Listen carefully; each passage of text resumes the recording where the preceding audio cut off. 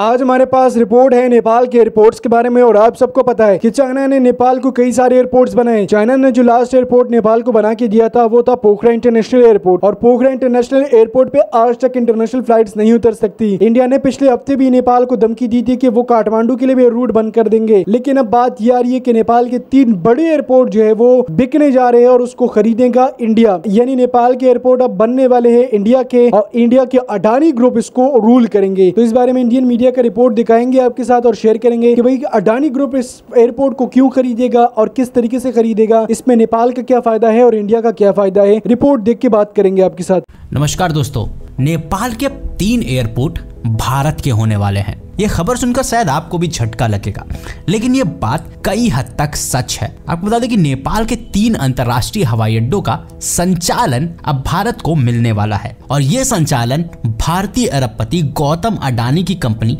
Adani enterprises के, आपको बता दें कि नेपाली अधिकारी भारतीय अरबपति गौतम अडानी की कंपनी अदानी इंटरप्राइज के शीर्ष अधिकारियों के साथ हवाई अड्डों के प्रबंधन के लिए बातचीत कर रहे हैं। स्पुतनिक इंडिया में आई एक रिपोर्ट के अनुसार नेपाली सूत्रों के हवाले से बताया गया है कि अडानी इंटरप्राइजेस की सहायक company Adani airports holding limited AAHL के वरिष्ठ अधिकारी नेपाली एजेंसी के निमंत्रण पर काठमांडू में नेपाल के नागरिक उड़ान प्राधिकरण CAAN के साथ प्रारंभिक स्तर की बातचीत कर रहे हैं। आपको बता दें कि यह बैठक कुछ महीने पहले ही हुई थी।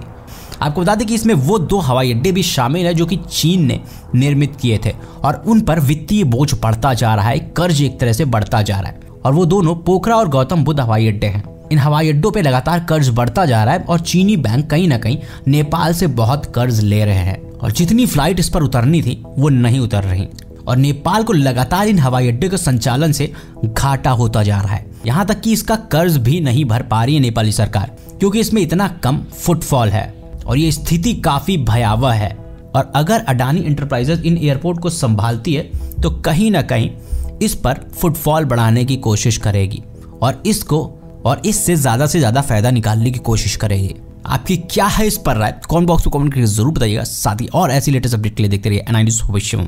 आप सबको पता है कि चाइना ने नेपाल को कई सारे एयरपोर्ट बना के दिए हैं, जिसमें लास्ट एयरपोर्ट था वो था पोखरा इंटरनेशनल एयरपोर्ट। पोखरा इंटरनेशनल एयरपोर्ट 2023 में स्टार्ट हुआ था और 2023 की जनवरी में स्टार्ट होने के बाद इस पे एक बड़ा हादसा भी हुआ था। फ्लाइट ना होने की वजह से ये एयरपोर्ट जो है वो डेड पड़ रहा है, ये एयरपोर्ट जो है वो लॉस में जा रहा है, जिसकी वजह से इंडिया के अडानी ग्रुप ने इसको खरीदने की बात की है। अगर अडानी ग्रुप इसको खरीद लेता है तो ये तीनों एयरपोर्ट नेपाल की जगह अब इंडिया के हो जाएंगे, क्योंकि इसको इंडिया की एक बड़ी कंपनी खरीदेगी। तो इंडिया की कंपनी जब इसको खरीदेगी तो फिर ये एयरपोर्ट नेपाल के नहीं बल्कि इंडिया के हो जाएंगे और फिर इंडिया जिस तरीके से चाहेगा तो इस एयरपोर्ट के ऊपर कस्टमर्स को ला सकेंगे। तीनों एयरपोर्ट के लिए फिर इंडिया एयर रूट दे देगा, क्योंकि अब ये इंडिया के एयरपोर्ट से ना कि नेपाल के, क्योंकि अभी नेपाल का इंडिया के साथ इसी बात पे लड़ाई है और इंडिया इसी बात पे कि चाइना ने ये एयरपोर्ट आपको बनाए हैं इसीलिए हम आपको एयर रूट नहीं देंगे। जब ये एयरपोर्ट नेपाल से इंडिया की तरफ शिफ्ट हो जाएंगे, यानी इंडिया इसको खरीदेगा, तो फिर इंडिया की बड़ी कंपनी जाहिर सी बात है वो अपने एविएशन सिस्टम से बात करेंगे, इसके लिए एयर रूट देगा और फिर इंटरनेशनल फ्लाइट इन तीनों एयरपोर्ट में आएगी।